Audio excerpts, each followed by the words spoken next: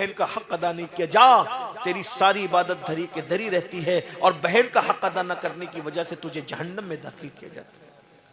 वाकई मैं नेक हूं, परहेजगार और मुत्तकी हूं, लेकिन सिर्फ बहन की हक तलफी की वजह से, बहन का दिल दुखने की वजह से, बहन का दिल टूटने की वजह से मैं जहन्नम में आ गया। अल्लाह के रसूल सल्लल्लाहु अलैहि वसल्लम हुनैन की जंग में माल गनीमत हाथ आया, बहुत माल हाथ आया। बहन तो फिर बहन होती, बहन हक़जत प्यार करती है भाई से। उतने में सहाबा को के पास एक औरत आई और वो औरत आकर बूढ़ी थी, वो आके कहती किधर है तुम्हारा पैगंबर, मैं उससे बात करना चाहती हूँ। सहाबा ने कहा तुम ऐसे कैसे कह सकती हो, इस तरह हम अपने नबी के बारे में जुमले नहीं सुन सकते, किधर है तुम्हारा पैगंबर, बात करना चाहती हूँ। तो उस औरत ने कहा अरे मैं उसकी बहन हूँ, बहन, मैं उससे बात करना चाहती हूँ, बहन हूँ। साहबा ने कहा उनकी तो कोई बहन हमने नहीं सुना कभी। कहा कि उनसे कहो कि जिस हलीमा सादिया का दूध पिया है उस हलीमा की बेटी रजाई बहन शैमा तुमसे मिलने के लिए आई है। मुसलमानों, बहन की इज्जत तुम क्या जानो, अपनी बीवियों के कान भरने पर अपनी बहनों से बात बंद करने वालों। मैं अपनी माँ और बहनों से कहता हूँ अपने शौहर को उसकी जन्नत से दूर मत करो। अगर तुमने शौहर को उसके भाइयों से दूर किया, उसकी बहनों से दूर किया, उसके माँ बाप से दूर किया, तो तुमसे बड़ा दुश्मन तुम्हारे शौहर का कोई नहीं है मेरी बहन, क्योंकि तू अपने शौहर को जन्नत से दूर कर रही है।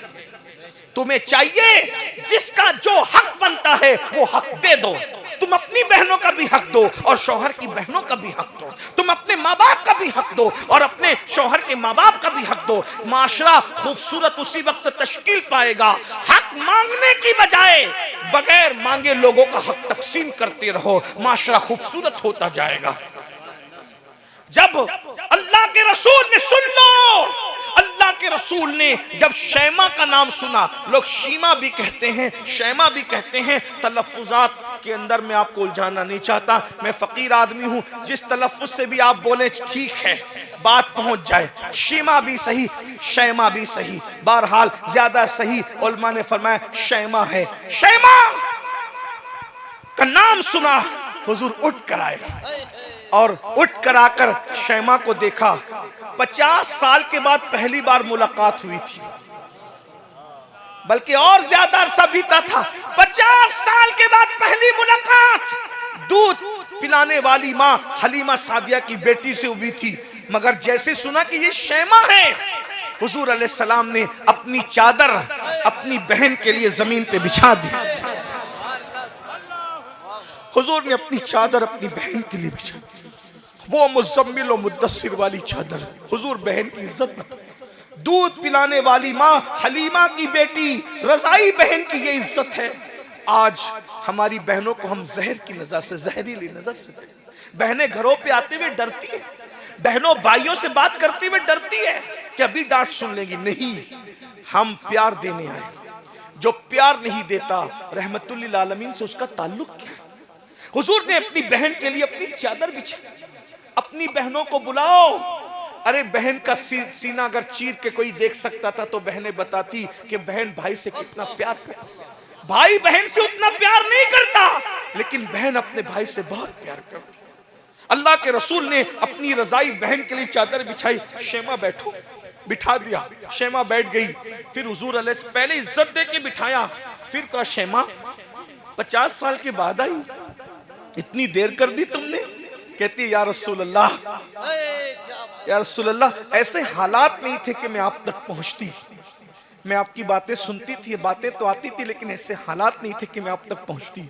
इतना कहा तो हुजूर ने कहा एक बात बताओ कि तुम ही शैमा हो, इसका सबूत क्या है। कोई गलत बयानी से भी तो काम ले सकता है ना। 50 साल के बाद, 50 साल में शैमा जैसी दिखती थी, आज शैमा तो वैसी नहीं दिखती। उस वक्त तो शैमा की उम्र 6-7 साल 8 साल की थी, अब शैमा 50 साल के ऊपर की बुढ़िया हो गई।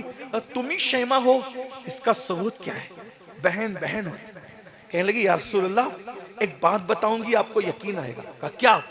कहा एक बात ऐसी है जो सिर्फ आप जानते हैं और मैं जानती हूँ, तीसरा कोई नहीं जानता जमीन के ऊपर। हुजूर ने कहा वो क्या। कहा आप जानते हैं ना, जब आप हलीमा का दूध पीते थे, नन्हे से बच्चे थे, तो मैं आपको गोद में ले लेके इधर उधर फिरती थी, आपका दिल बहलाती। एक दिन मैं आपको खींच के कहीं ले जा रही थी और आप आना नहीं चाहते थे। मैं खींच रही थी, आप आना नहीं चाहते थे। मैं खींच रही थी, आप आना नहीं चाहते थे। तो उस वक्त आप मुझ पे नाराज हो गए बचपन में, और नाराज होकर आपने मेरे कंधों के नीचे दांत काटा था। ये आपको पता, मुझे पता है, तीसरा किसी को नहीं पता। हुजूर, ये आपके दांतों की शान है कि उस वक्त जो आपने मेरे कंधों पे दांत काटा था, उसका निशान अब भी मेरे कंधों पर निशाने मोहब्बत की शक्ल में मौजूद है। हुजूर ने सुना, इतना हंसी अपनी शान के मुताबिक कि हुजूर की दाढ़ी नजर आई। हुजूर को अपना खूबसूरत मासूम बचपना याद आ गया। अल्लाह अल्लाह, वो बचपने की फबन, उस खुदा बाकी सूरत पे लाखों सलाम। हुजूर को अपना बचपना याद आया, इतना हंसे अपनी शान के मुताबिक के दाढ़ नजर आई। फिर हुजूर ने फरमाया कि हालात कैसे हैं। बहन ने हालात बताए, हुजूर रो पड़े और फिर सहाबा के पास आए। अब सुनना, बहन के लिए क्या कुर्बानी दी। सहाबा के पास आए, फरमाया जितना माले गनीमत अपने हिस्से में आया है, चूंकि अब ये हुनैन वाले मेरी बहन के ससुराली रिश्तेदार होते हैं।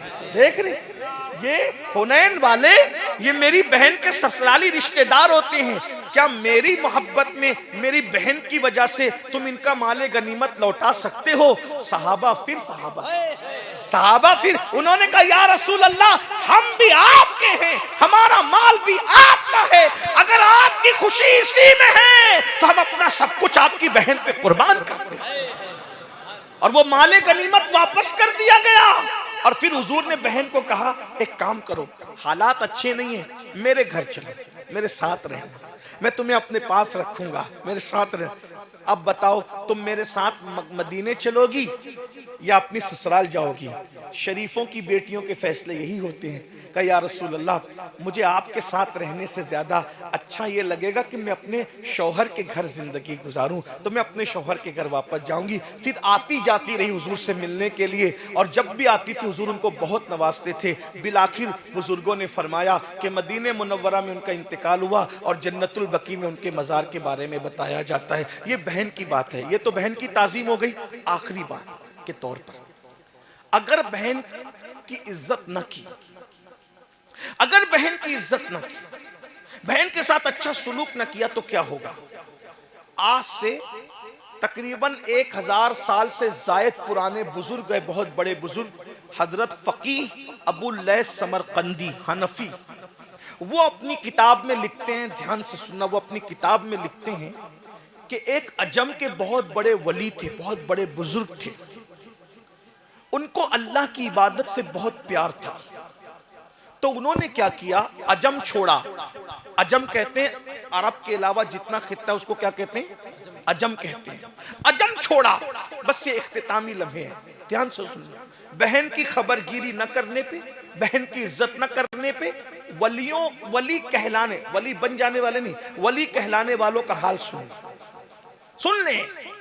बहुत हल्के में मत लो बहनों को, भाइयों को, रिश्तों को हल्के मत लो। अल्लाह फरमाते हैं, वत्तकुल्लाह अल्लज़ी तसाअलून बिही वल अरहाम इन्नल्लाह काना अलैकुम रकीबा। रिश्तों के मामले में अल्लाह से डरते रहो, और पेट के रिश्तों के बारे में खास तौर पे अल्लाह से डरते रहो, रिश्तों का ख्याल करो। ये रिश्ते कहाँ, जो रिश्ते हम बनाते हैं उसका बड़ा ख्याल है, जो रिश्ते अल्लाह ने बनाए हैं उसका कोई ख्याल नहीं। जो रिश्ते अल्लाह ने बनाए उसका ख्याल करो ना, जो तुम बनाते हो उसका भी ख्याल करो, जो अल्लाह ने बनाया उसका ज्यादा ख्याल करो। तो वो अजम से हिजरत करके मक्का चले गए, पूरी रात तवाफ करते, तिलावत करते, इबादत करते। उनकी इबादतों का शोहरा पूरे मक्के में गूंज उठा। अजम से एक वली आया है, एक अल्लाह वाला आया है, इबादत इबादत इबादत, सिर्फ इबादत करता है। एक ताजिर थे मक्के के, उनको सफर पे जाना था। जब सफर के लिए वो जाने लगे तो उनके पास सोना था, गोल्ड, कई किलो सोना था। उन्होंने सोचा मक्के में मैं किसके पास ये रखूं, सफर पे जा रहा हूं, किसके पास रखूं? तो सोचा कि जो बंदा रात दिन इबादत करता है उसके पास रख देते हैं। तो इन्हीं के पास रख दिया और वो सफर पे गया। पहले का सफर तो ऐसा नहीं था ना कि चंद घंटे में आदमी लौट आए। आदमी जाता था तो अक्सर लौटता ही नहीं था। सफर से आना मतलब नई जिंदगी पाना, बहुत आसान नहीं था सफर, आपको पता है। जब वो बहुत दिनों के बाद, अरसे के बाद वापस लौटे वो ताजिर, तो उनको ख्याल आया कि मैंने कई किलो गोल्ड, अपना सोना उस अल्लाह वाले के पास रखा था, वापस लेना चाहिए। जब उन्होंने पता किया तो पता चला कि वो अल्लाह वाले का इंतकाल हो गया, मक्के में इंतकाल हो गया, हरम के करीब में दफन है। बहुत टेंशन हुआ, या अल्लाह मेरा इतना सोना अब मैं किससे पूछूं, क्योंकि मैंने तो उसको अल्लाह वाला समझ के रखा था, मुझे क्या पता कि वो मर जाएगा, इंतकाल हो जाएगा। तो उन्होंने अपने इस मसले के हल के लिए हजरत मालिक इब्ने दीनार के पास गए। मालिक बिन दीनार बहुत बड़े बुजुर्ग, हजरत मालिक बिन दीनार के पास गए कि हजरत ऐसा ऐसा हादसा हो गया। उन्होंने कहा कोई बात नहीं, वो नेक था, कहा अल्लाह वाला था, रात रात भर तवाफ, इबादत, तिलावत करते थे। कहा बेटा देखो एक अमल बताता हूं, अगर तुमने ये अमल कर लिया तो शबे जुमा में आधी रात के बाद मकाम इब्राहिम के पास जाना, कि जो मुसलमानों की जन्नती रूहें होती है वो शबे जुमा में आधी रात के बाद काबे के तवाफ के लिए आती है। जो जन्नती होगा वो तवाफ काबा के लिए शबे जुमा में आएगा। ये अमल पढ़ लो, उसको आवाज लगाना, अगर वो जन्नती है तो वो जरूर तुझसे बात करेगी उसकी रूह। ये अमल आज भी दुनिया में मौजूद है, बुजुर्गों के पास है, हम लोग के पास नहीं है, तो इसके चक्कर में नहीं पड़ना। लेकिन जो इबरत की बात है वो पेश कर रहा हूं, वरना आप उस अमल को ढूंढने लगोगे तो याद रखिए वो अमल अब भी है दुनिया में अल्लाह वालों के पास। हमारे महरेरा मुतहरा के सरकारों से मुतालिक मैंने सुना है कि रूह को हाजिर करने की अमलियात वहां पर बड़े मजबूत और पावरफुल हैं, अल्हम्दुलिल्लाह। बहरहाल तो बड़ी बात, तो कहा कि ये अमल पढ़ लो और शबे जुमा आदि गुजर जाए तो आवाज लगाना, अगर वो जन्नती है तो तुमसे बात करेगा, तुम्हें बता देगा। ये अमल पढ़ के पहुंचने के बाद आवाज लगाई, लेकिन कोई जवाब नहीं आया। याद रख, कोई जवाब नहीं आया। ये हजरत मालिक बिन दीनार के पास है। हजरत मालिक को दीनार ने कहा इन्ना लिल्लाहि व इन्ना इलैहि राजिऊन, इसका मतलब तुम जिसको जन्नती समझ रहे हो वो जन्नती नहीं है। अगर वो जन्नती होता तो उसकी रूह जरूर आती। अब उस चूंकि वो वहां नहीं है तो वो जहन्नमी है। अब उसको भी मिलने के लिए जाना है तो एक कुआं है, उसका नाम है बीर बरहूत। बीर बरहूत जो फुला फुला मुल्क में, वहां जाओ, ये अमल पढ़ के जाओ, अब उसकी रूह तुमको वहां मिलेगी। मरता क्या ना करता, कई किलो गोल्ड सोने का मामला था, वो बीर बरहूत पर गया। आधी रात के बाद हिम्मत की दाद देनी चाहिए और वहां आवाज लगाई तो उसकी आवाज आई। देख लो, रात रात भर तवाफ के बाद, रात रात भर तिलावत के बाद, रात रात भर नमाजों के बाद, नवाफिल के बाद, मक्के में दफन होने के बाद जन्नत नहीं मिली। जन्नत नहीं मिली क्योंकि शैतान की आदत है फराइज और वाजिबात से हटाकर नवाफिल में उलझा देता है इंसान को। पहले फराइज और वाजिबात है, नवाफिल का बाद में मर्तबा है। मेरे भाइयों, आज हम भी उसी में उलझे हुए हैं। जब वहां पर आवाज लगाई, उन्होंने आवाज दी, कहे अल्लाह के बरगजीदा बंदे, मैं तो तुम्हें नेक समझता था, मेरे गोल्ड को, उसने ताजिर था, बोला मेरे गोल्ड को, मेरे सोने का क्या हुआ? तो कहा कि मैं खयानत करने वाला नहीं, मैंने तुम्हारे सोने को अपने घर के जीने के नीचे दफन किया है, जाओ और अपनी अमानत ले लो। उन्होंने कहा बहुत अच्छा, आप वाकई नेक है, इतने अमानतदार हैं। आपसे एक सवाल करता हूं, इतने नेक होकर जहन्नम में कैसे आ गए? तो उन्होंने कहा सारी इबादत धरी के धरी रह गई, एक गुनाह की वजह से जहन्नम में आ गया हूं, बस एक गुनाह है। कहा वो क्या गुनाह हुआ आपसे? कहा गुनाह ये हुआ कि मैं इबादत के शौक में अजम छोड़कर अपना वतन छोड़ के मक्का आ गया। एक बहन थी, पलट के मैंने कभी उस बहन की खैर खैरियत भी नहीं पूछी, बहन की कभी खैर खैरियत नहीं पूछी। तो जब मैं मरा, मुझे मौत आई और मेरी रूह अल्लाह की अदालत में हाजिर हुई, तो अल्लाह ने फरमाया तू अच्छा खाता रहा और तेरी बहन अच्छे खाने को तरसती रही, तू अच्छे कपड़े पहनता रहा, तेरी बहन कपड़ों को तरसती रही, तू अच्छे मकान में रहा, तेरी बहन टूटी फूटे मकान में जिंदगी गुजारती रही, इसलिए तूने बहन का हक अदा नहीं किया। जा, तेरी सारी इबादत धरी के धरी रहती है और बहन का हक अदा न करने की वजह से तुझे जहन्नम में दाखिल किया जाता है। वाकई मैं नेक हूं, परहेजगार और मुत्तकी हूं, लेकिन सिर्फ बहन की हक तलफी की वजह से, बहन का दिल दुखने की वजह से, बहन का दिल टूटने की वजह से मैं जहन्नम में आ गया। इस मजमे में भी मेरे भाई हजारों लोग हैं, मौजूद होंगे, हमने बहन का दिल तोड़ा हो। मैं तो यही तो कहना चाहता हूँ, जब आम मुसलमान का दिल तोड़ना, उसको जलील करना इतना तबाह कर देता है आदमी को, तो बहनों का दिल तोड़ना, भाइयों का दिल तोड़ना, माँ बाप का दिल तोड़ना, रिश्तेदारों का दिल तोड़ना कितना नुकसान पहुंचाएगा। फिर क्या हुआ? उस ताजिर को उस रूह ने कहा, अगर तुम मुझ पे एहसान कर सकते हो तो एक एहसान करो, अजम में फला फला शहर में अब भी मेरी बहन हयात है, अगर तुम उसके पास जा करके उसको कह दो कि वो मुझे माफ कर दे, अगर बहन माफ कर देगी तो मेरी बिगड़ी बन जाएगी।